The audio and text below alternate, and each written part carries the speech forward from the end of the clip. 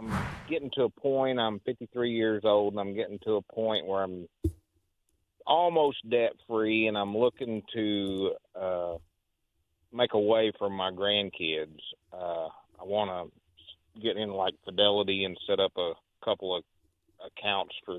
I got two grandchildren, and I'm looking at putting a couple $1,000s a year in there, and so I was just looking for some direction on that. Sure.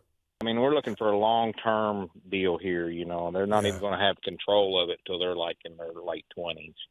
Okay. And how old's your oldest now?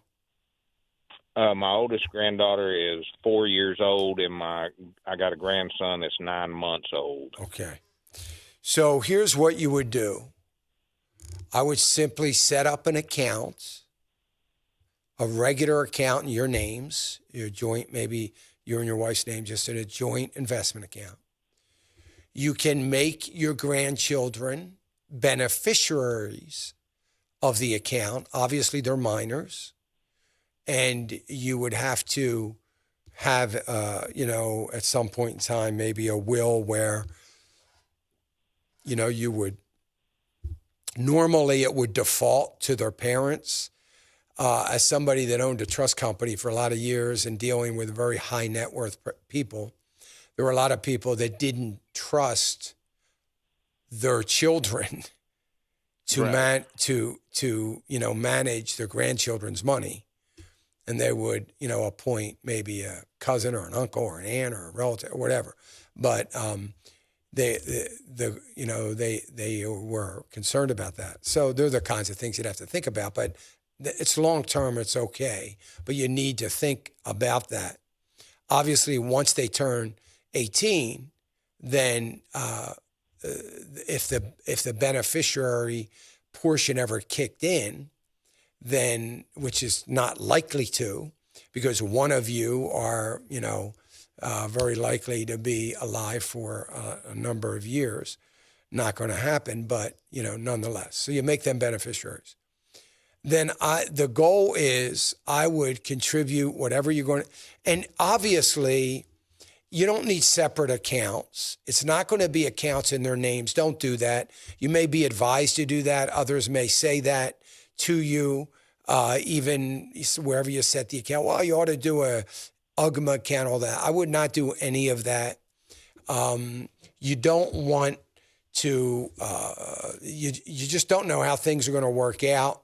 You don't want any money in their name that could hurt them when they go to college to get a scholarship or something. I just wouldn't even take that chance. I would have it in your name, your names, and it is an account that that the money that's in there is 50-50. You don't have to split, right. You're not going to split hairs and say, well, he was only 9 months and she was 4 and, so she gets a bigger percentage or, none of that. They each get half of the account. So at age 30, you decide you want to give them the money. Well, you give them 50%, whatever it is. And so I wouldn't worry about that. And I would probably use, right now, I would put it in TPLC.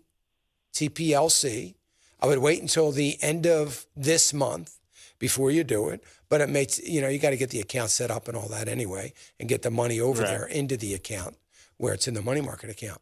But yeah, I would just use TPLC for the money.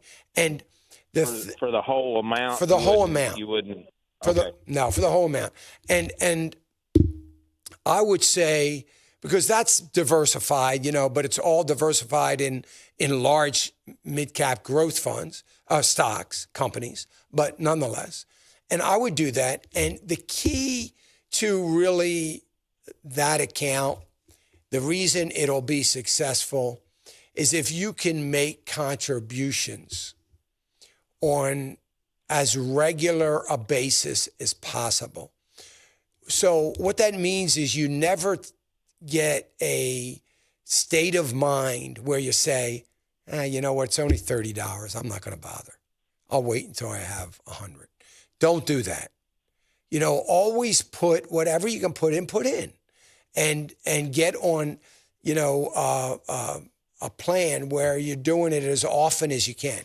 So if you say at the end of the year, I'm going to put $2,000 in because I'm going to take my tax return and I'm going to put that money in. If you can somehow do that over the course of the year and then just keep your tax return, that would be far better for the account. That's what I'm kind of planning on doing is making a monthly perfect, contribution to it, and I'm maybe even set it up out of my bank as direct contribution if I can do that somehow. Yeah, you can. You can do that. Wherever you set it up, they'll let you do that. So they'll just pull it directly from your checking account every month, every payday, whatever it is. Yeah. Hey, remember to click the subscribe button right here on the screen. And don't forget to hit the notification bell so you'll be notified when new content is added. And more importantly than anything, you don't want to miss all 3 live hours of Financial Issues every day from 9 to noon. And you can watch it on FISM.tv. That's FISM.tv.